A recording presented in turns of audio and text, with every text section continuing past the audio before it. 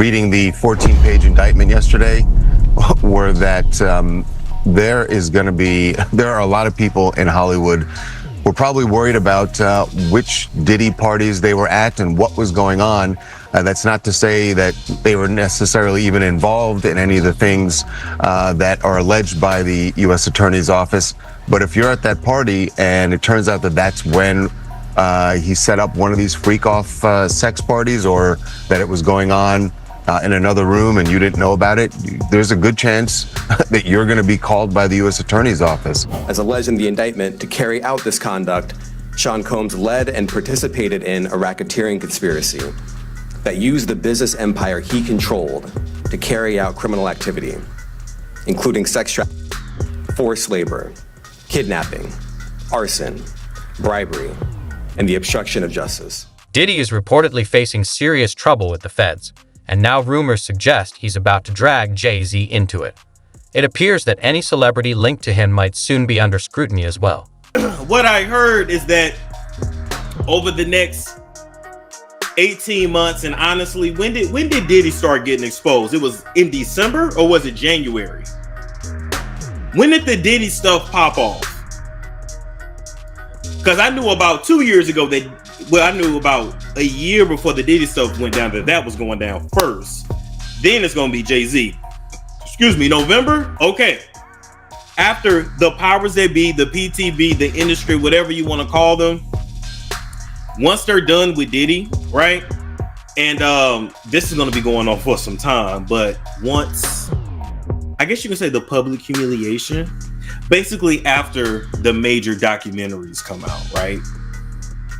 After they are done with Diddy, Jay-Z is up next to be exposed, right? But why is Jay-Z involved at all? Jaguar Wright has been accused of serious crimes for years. Said he was going to jail because God told me he was going to jail. Have you ever been in one of these Diddy parties? Yes, I have.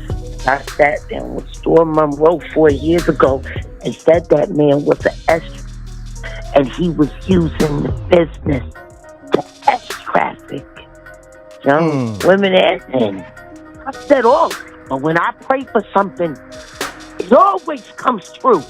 And I prayed the same prayer for Sean Carter. Y'all better get ready. I knew between the two Seans, go for the weaker one. Go for the knees.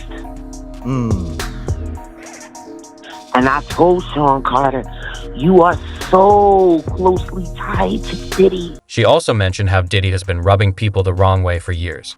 Now he's in there with the feds and all that. You think Diddy gonna start giving up some names? What are you talking about? He's been giving up names for years. Okay.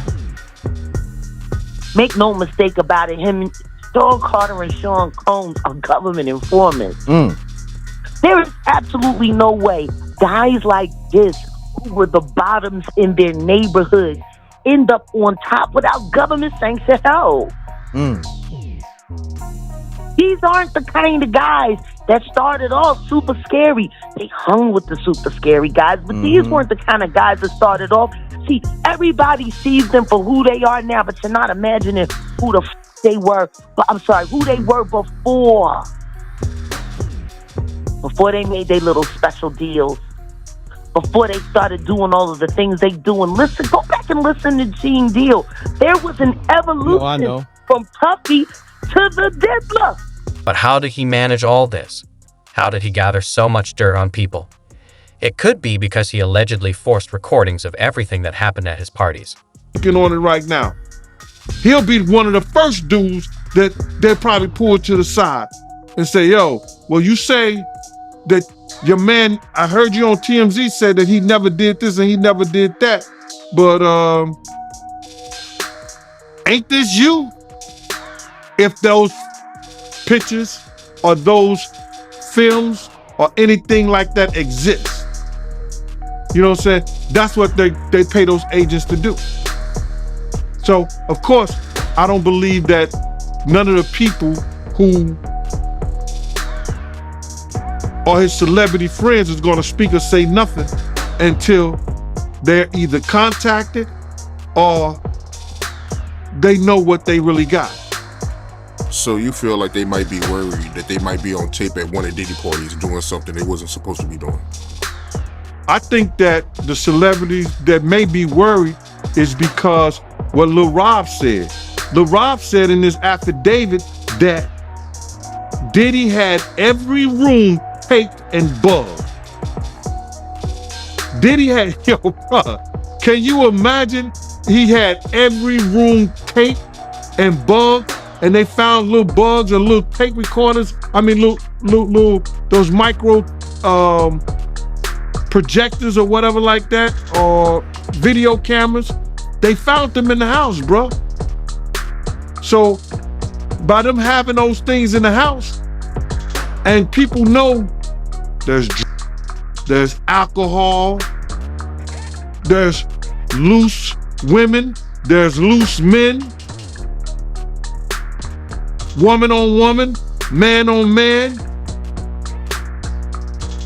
all kind of crazy bruh. They just wondering who or when they're gonna let this stuff be known. If it's on videotape. Yeah, man, I know they gotta be shook, man, after finding out he was recording everything. But not only celebrities, I don't think it's only celebrities gonna be shook. He had politicians in there. He had princes in there. He also had a couple of preachers in there.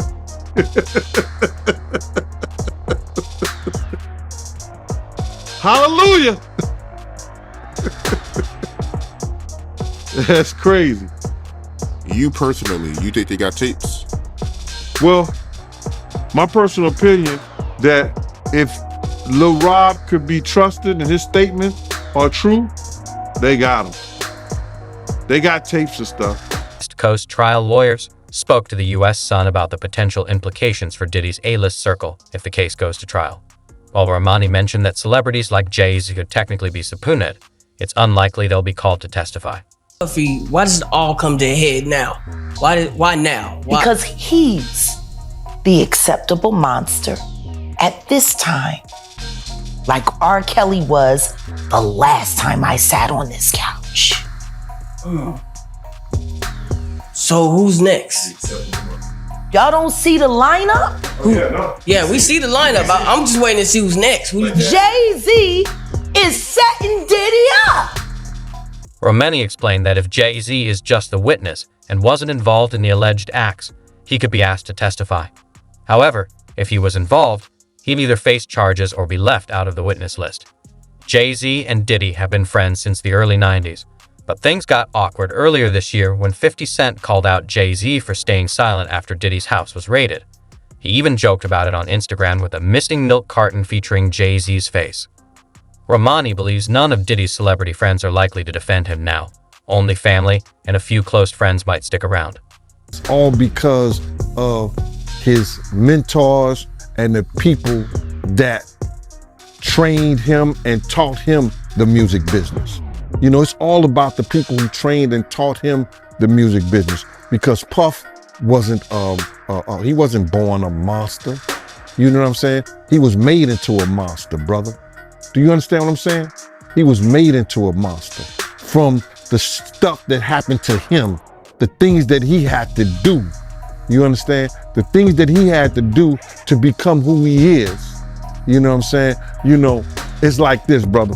You never like something so much that you can't do without, and you never be willing to do anything to get where you want to be at. You gotta have principles, you gotta have morals, you gotta keep with that stuff. And in that music business, a lot of that stuff get thrown out the window. You understand? And that's what happened to him. He started doing the things to other people that was done to him. To keep it frank, he was doing the things to other people that was done to him. And it is what it is. You gotta know better. And if you know better, you will do better. When he was in New York City, he was like that gecko from the Geico commercial. Then he turned and started going when he lived in Cali and Miami. He turned into Godzilla. I would see him talk about how he was never like that. Smoking cigarettes, smoking weed and everything like that. He turned into something that you could consider a monster, bro. Deal went on to discuss the major celebrities from whom he learned this predatory behavior. You gotta realize, man, he learned from Andre Harrell. He learned from Russell Simmons. He learned from Clyde Davis. You understand? When those people are telling you that they were heavy into they was heavy into beating women and doing things at that age, at that crazy stage, that's gonna make him think that he could get away with the same thing that they was getting away with back then. You understand? The things that he was saying, you know, the touchy-feely between two men and all that stuff like that, man. He learned that from them dudes. When I told y'all the story, when me and my man went up to Russell Simmons and he had a house and he had a man in bikini drawers in his bedroom, in his bed. You understand? Bruh, this is that he learned.